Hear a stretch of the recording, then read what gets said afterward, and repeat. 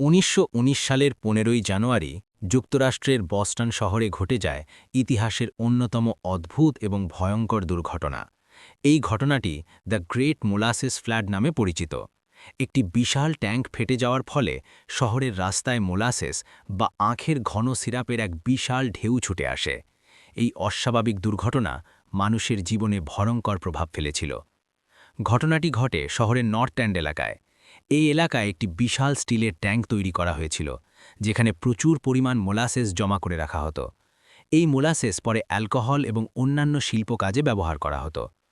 ট্যাঙ্কটি ছিল প্রায় ৫০ ফুট উঁচু এবং এতে প্রায় ২.৩ মিলিয়ন গ্যালন মোলাসেস রাখা ছিল। এত বড় পরিমাণ মোলাসেস একসাথে রাখার কারণে ট্যাঙ্কের ভেতরে প্রচণ্ড চাপ তৈরি হচ্ছিল, কিন্তু তখনকার সময় নিরাপত্তা পরীক্ষা খুব কঠোর ছিল না।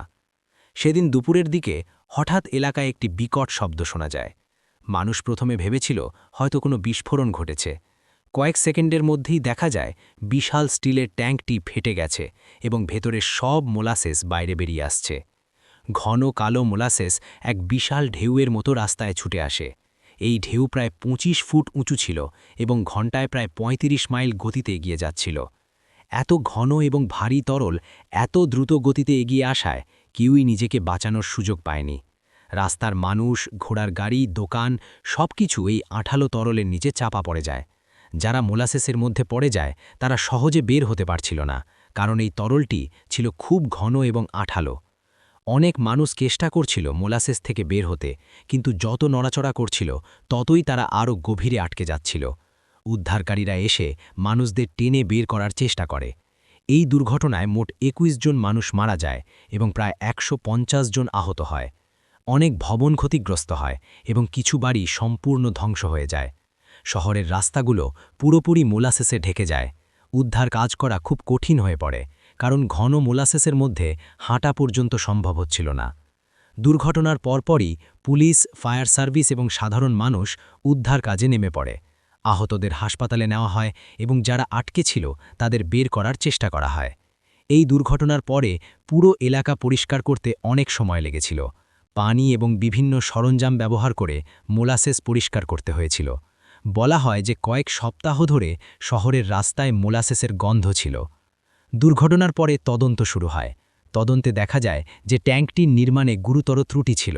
ট্যাঙ্কটি ঠিকভাবে পরীক্ষা করা হয়নি এবং এর দেওয়াল যথেষ্ট শক্ত ছিল না। এছাড়াও জানা যায় যে ট্যাঙ্কটি তৈরি করার সময় সঠিক প্রকৌশল নিয়ম অনুসরণ করা হয়নি, ফলে ভেতরের চাপ বাড়তে বাড়তে একসময় ট্যাঙ্কটি ফেটে যায়। এই ঘটনার পরে অনেক মানুষ কোম্পানির বিরুদ্ধে মামলা করে। দীর্ঘ বিচার প্রক্রিয়ার পর কোম্পানিকে ক্ষতিপূরণ দিতে হয়। দ্য গ্রেট মোলাসেস ফ্লাড আমেরিকার শিল্প ইতিহাসে একটি গুরুত্বপূর্ণ ঘটনা হিসেবে পরিচিত। এই দুর্ঘটনার পর যুক্তরাষ্ট্রের শিল্প কারখানা এবং বড় ট্যাঙ্ক নির্মাণের ক্ষেত্রে নিরাপত্তা আইন আরও কঠোর করা হয়। আজও বস্টন শহরের ইতিহাসে এই ঘটনাটি একটি অদ্ভুত কিন্তু গুরুত্বপূর্ণ স্মৃতি হিসেবে রয়ে গেছে।